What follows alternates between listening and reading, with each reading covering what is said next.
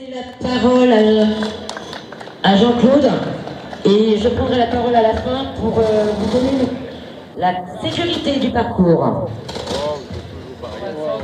Oui, bonjour à tous. Si je souhaitais prendre la parole, c'est parce que l'autre jour, en venant à cette manifestation à 200 mètres d'ici, j'ai été abordé, apostrophé par une femme qui allait faire secours, qui ne pas à la main, et qui m'a dit, si vous aviez voté Jean-Marie Marine Le Pen, vous auriez eu votre retraite à 60 ans. Et ça me travaille depuis, parce que c'est vrai qu'on vit une époque où il y a des gens, beaucoup de gens, des travailleurs, qui croient encore que Le Pen et son équipe sont du côté des travailleurs. Alors, je vais vous donner quelques informations sur le vote des élus à l'Assemblée nationale, des élus amis de Marine Le Pen, les élus du Rassemblement national. Sachez qu'ils ont voté contre l'augmentation du SMIC. De quel côté ils sont? Ils ont voté contre l'indexation des salaires sur les prix, qui serait une véritable arme contre l'aggravation, la baisse du pouvoir d'achat. Ils ont voté contre l'encadrement des salaires.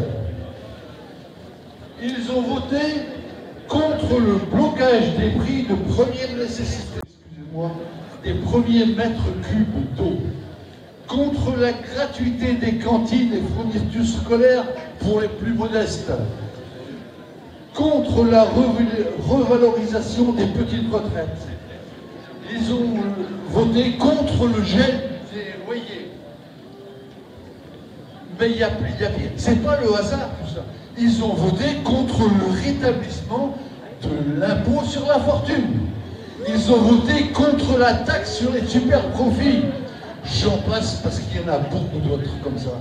Voilà ce que sont ces gens. Et malheureusement, il y a autour de nous des gens qui se figurent encore que Marine Le Pen, quand elle passe à la télé, elle a raison de dire qu'elle prend la cause des travailleurs. Alors je crois qu'on a tous la responsabilité de faire savoir autour de nous qu'il y a usurpation, que tout ça c'est faux, qu'ils ne sont pas nos amis. Merci.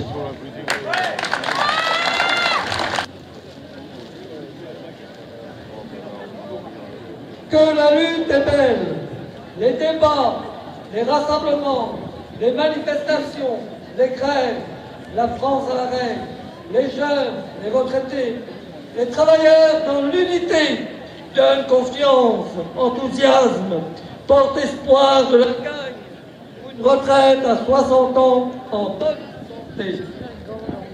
Cette lame de fond porte aussi la justice et l'égalité des salaires, femmes, hommes, l'augmentation des salaires et des pensions, le retour à l'échelle mobile des salaires, la revalorisation des retraites indexées sur celles des actifs, l'établissement de vrais services publics de proximité avec des personnels en nombre, un financement d'une sécurité sociale intégrale à l'image de l'Alsace-Lorraine par des cotisations sociales et l'arrêt total des exonérations patronales.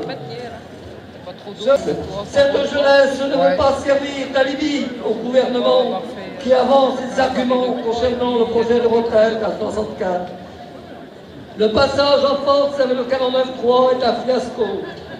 Pour les jeunes aussi, la retraite évoque la liberté de temps à soi, de vivre tout simplement. Ils pensent que l'élan actuel se transforme en prise de conscience. Il faut cesser la résignation et ne rien lâcher. Ils portent ce beau slogan: libérez nos camarades, ouvrez la cage aux soixantenaires. Non, amis, serviteurs et valets du pouvoir de la haute finance internationale, le peuple de France n'est pas docile aux réformes. Par exemple, en 1936, 15 jours de congé payés, la semaine de 40 heures, les premières conventions collectives. En 1944, au lendemain de la France meurtrie, les projets du Conseil national de la résistance pour donner le droit des votes aux femmes, et 30 ans après la Turquie. En 1945, création du comité d'entreprise de la sécurité sociale. En 56, troisième semaine pour ce pays. En 69, la quatrième. En 1975, assurance vieillesse pour tous. En 1982, la cinquième semaine. Et voilà que le 26 mars 1982, le gouvernement Pierre Mauroy de l'Union de la gauche avance l'âge du droit de partir dans la retraite à 60 ans à partir du 1er avril 1983, il y a 40 ans. Donc, ce n'était pas la poisson, ça c'était des réformes. Car oui à toutes ces réformes, non et non aux régressions sociales. 40 ans après, les Français disent toujours oui aux réformes, oui aux 60 ans dans la 6e économie mondiale. Merci.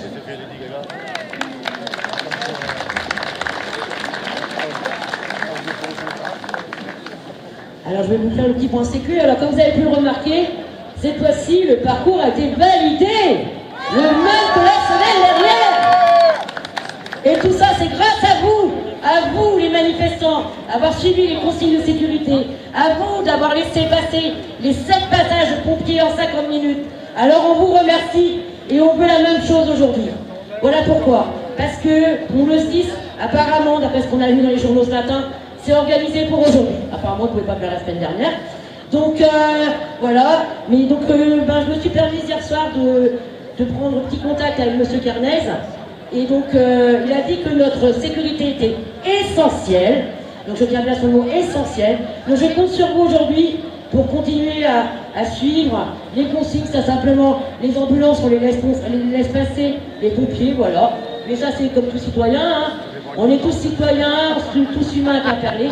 Et donc on va remonter la rue de Pont-Aven sur la file de gauche jusqu'à Carvaille. Carvaille, file de gauche jusqu'à la caserne. Et après, vous pourrez envahir toute l'avenue jusqu'au rond-point de Douane. Et on reviendra par la file de droite. Je vous remercie. Je vous souhaite une bonne manifestation. Et sinon, rendez-vous à 12h45 pour le départ du cortège à vitesse réduite en direction de Lorient. C'est notre 4e cortège depuis les manifestations.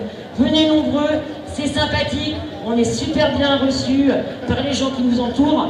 Alors on compte sur vous, à tout à l'heure. Le rendez-vous est à la gare pour le cortège.